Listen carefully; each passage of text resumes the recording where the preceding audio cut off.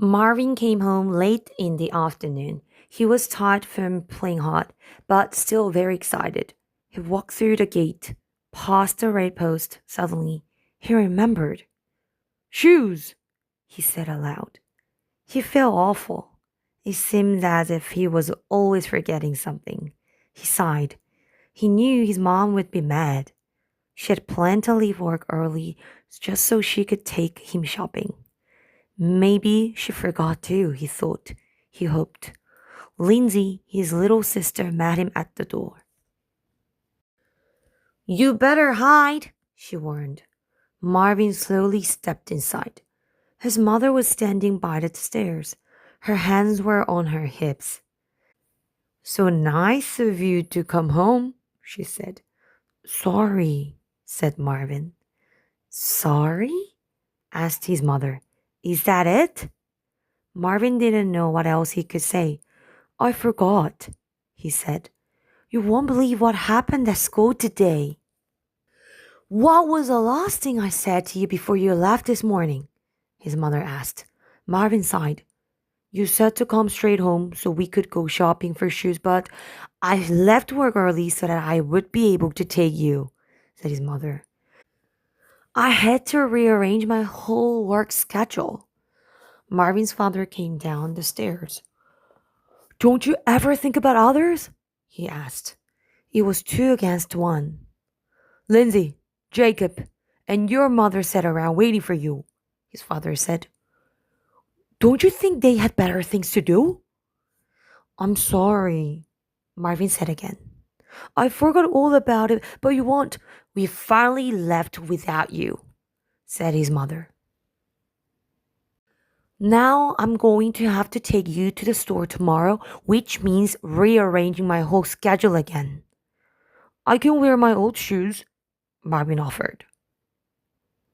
Maybe you should just go barefoot to your cousin's bar mitzvah, said his father. Maybe that will help you learn. Can I go barefoot too? Asked Jacob. He smiled at Marvin. Their parents didn't think that was funny. Do you know what time it is? His mother asked him. No. It's almost 6 o'clock, said his father. 6 o'clock? Asked Marvin. Quick, turn on the TV. His parents stared at him. His mother raised her eyebrows. There will be no television for you, said his father. Not for a week. Maybe then you won't forget so much.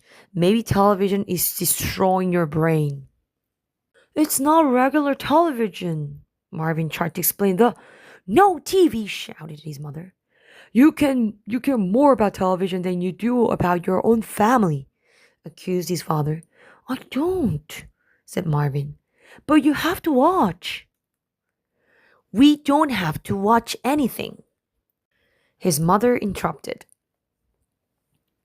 Now, I don't want to hear any more about it. If you keep it up, there will be no TV for a month. You may go to your room and get started on your homework.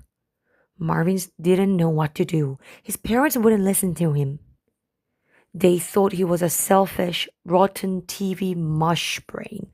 He slowly started up the stairs. Lindsay caught up to him. You want to see my new shoes, Marvin? They're really pretty. They have bows and buttons. Marvin tried to smile. Down below in the family room, Marvin's father turned on the news. Marvin heard Clock Roger's voice coming from the television. The president went looking for good citizens today, and he found them at Dogwood Elementary School. Marvin stopped. Hey, Marvin, that's your school, Jacob shouted from the bottom of the stairs. That's Marvin, exclaimed Marvin's father. I want to see, said Lindsay. She ran down the stairs. Marvin stepped down a couple of steps and leaned way over the banister.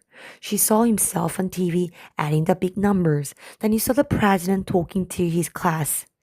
America is not just a place on a map. America is made up of all of its citizens. If we want America to be a good country, it is up to every single one of us, me, you, Mr. McCabe, Mrs. North, Marvin, to be good citizens. Did it mean you, Marvin? Asked Jacob. said Marvin's mother. The students in Mrs. North's third grade class had lots of ideas about what it means to be a good citizen, said Clark Rogers.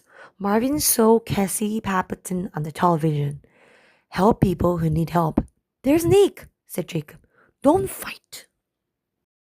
And Stuart, said Marvin's mother. If you see a fire or something, you should put it out. The students also had lots of interesting and unusual questions for the president, said Claude Rogers. Marvin heard Kenny ask, do you ever mess up, make mistakes? He hoped his parents listened to the president's answer.